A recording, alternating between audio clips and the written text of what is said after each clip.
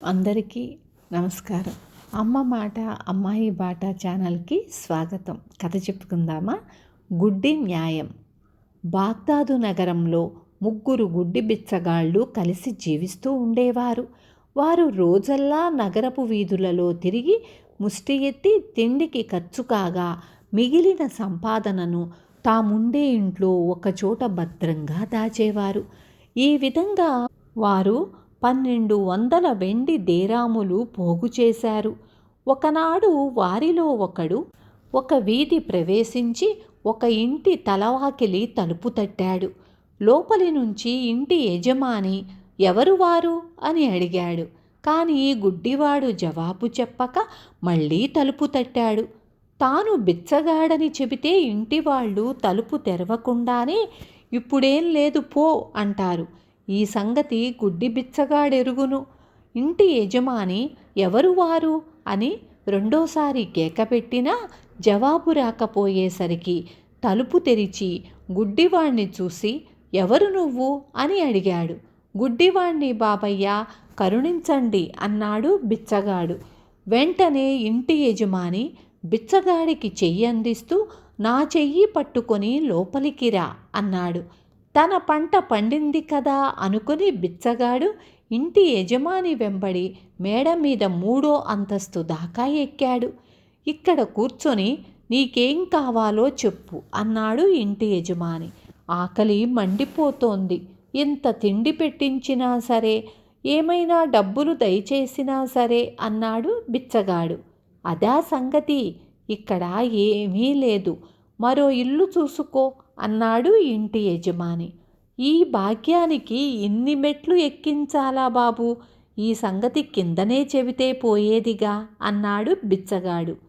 ఎవరు వారని అడిగితే జవాబు చెప్పకపోవటమే అన్నాడు ఇంటి యజమాని కోపంగా.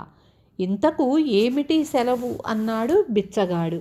నీకివ్వటానికి నా దగ్గర చిల్లిగవ్వలేదు, మరి నోరెత్తకుండా పో అన్నాడు ఇంటి యజమాని.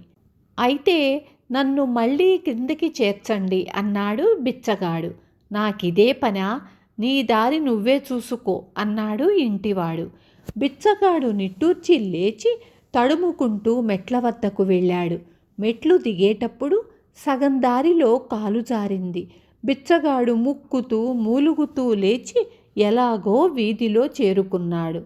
సరిగ్గా ఆ సమయానికే మిగిలిన 2 గుడ్డి బిచ్చగాళ్ళు ఆ వీధికి వచ్చారు. 3వ వాణ్ణి మూలుగును బట్టి పోల్చుకుని దగ్గరకు వచ్చి ఏం జరిగింది అని అడిగారు. గాయాలు తగిలినవాడు తన మిత్రులతో జరిగిందంతా చెప్పి ఇవాల్టికి నేను తిరగలేను, మీ దగ్గర 1 దేరాముంటే ఇవ్వండి, దుకాణంలో భోంచేస్తాను అన్నాడు. మాకు దుర్దినమే, ఏమీ దొరకలేదు, ఇంటికి పోదాం అని మిగిలిన 2 గుడ్డివాళ్ళు అన్నారు. ఈ బిచ్చగాళ్ల సంభాషణ యావత్తూ ఇంటి యజమాని విన్నాడు. వాడొక పచ్చి దొంగ. తన ఇంటికి వచ్చిన గుడ్డివాణ్ణి వెనకనే వాడు కూడా వచ్చి వాళ్ళుండే ఇంటికి బయలుదేరాడు. త్వరలోనే 3 బిచ్చగాళ్ళు తమ ఇల్లు చేరుకొని తాళం తెరిచి లోపలికి వెళ్ళి వెంటనే తలుపు వేసుకున్నారు. కానీ ఈలోపునే దొంగ కూడా లోపల చేరాడు. గుడ్డివాళ్ళు పెట్టె తెరిచి తమ సొత్తంతా లెక్క పెట్టుకుంటున్నారు. 1200 వెండి దేరాములున్నాయి.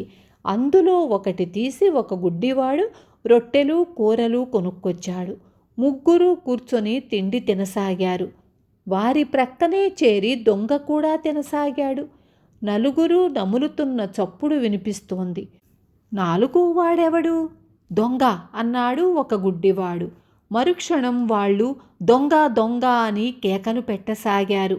ఈ కేకలు విని 4 వచ్చేసరికి దొంగ తాను కూడా గుడ్డివారిలో ఒకడైనట్లు కళ్ళు మూసుకొని కూర్చుని అయ్యా బాబు, మమ్మల్ని కొత్వాలు గారి దగ్గరకు తీసుకుపోండి, ఆయనకు ఒక రహస్యం విన్నవించాలి అన్నాడు. వెంటనే అక్కడ చేరిన జనం 4 గుడ్డివాళ్లను కొత్వాలు వద్దకు పట్టుకుపోయారు. ఎవరు వీళ్ళు, ఎందుకు వచ్చారిక్కడికి అని కొత్వాలు అడిగాడు. బాబు, మేము 3 గుడ్డి బిచ్చగాళ్ళం. ఎవడో దొంగ మా ఇంట ప్రవేశించి మేము కష్టపడి సంపాదించిన సొత్తు కాజేయ ప్రయత్నిస్తున్నాడు అన్నాడు గుడ్డివారిలో ఒకడు. ఆ దొంగ ఏడి, నిజం చెప్పండి అన్నాడు కొత్వాలు. కంచి దెబ్బ తగలందే నిజం చెబుతావా బాబూ అన్నాడు కళ్ళు మూసుకొని ఉన్న దొంగ. అయితే నిజం చెప్పేదాకా వీణ్ణి కొరడాతో కొట్టండి అన్నాడు కొత్వాలు భటులతో. 2 దెబ్బలు పడ్డాయో లేదో దొంగ కళ్ళు తెరిచి, క్షమించాలి బాబు, నిజం చెప్పేస్తాను, నన్ను వదిలేయండి. మేము నలుగురుము గుడ్డివాళ్లల్లే నటిస్తూ నగరంలో ముష్టెత్తుతూ 1200 వెండి దీరాములు సంపాదించుకున్నాము. నిజం చెప్పాను కదా, నా వంతు నాకిప్పించండి. గట్టిగా 4 తగిలించారంటే వాళ్ళు కూడా నిజం ఒప్పుకుంటారు అన్నాడు. కొత్వాలు వాడి మాటలు నమ్మి వాడికి 300 దీరాములు ఇచ్చి పంపేశాడు. తరువాత ఆయన మిగిలిన 3 గుడ్డివాళ్లను ఎంత కొట్టించినా వాళ్ళు కళ్ళు తెరవనేలేదు. చివరకు స్పృహ తప్పి పడిపోయినాక కొత్వాలు వాళ్లను వదిలేసి వాళ్ళు ఎంతో కాలంగా కూడబెట్టిన సొమ్ము తాను తీసుకున్నాడు. విన్నారు కదా. రేపు మళ్ళీ ఇంకొక కథతో మీ ముందుకొస్తాను. ఉంటాను.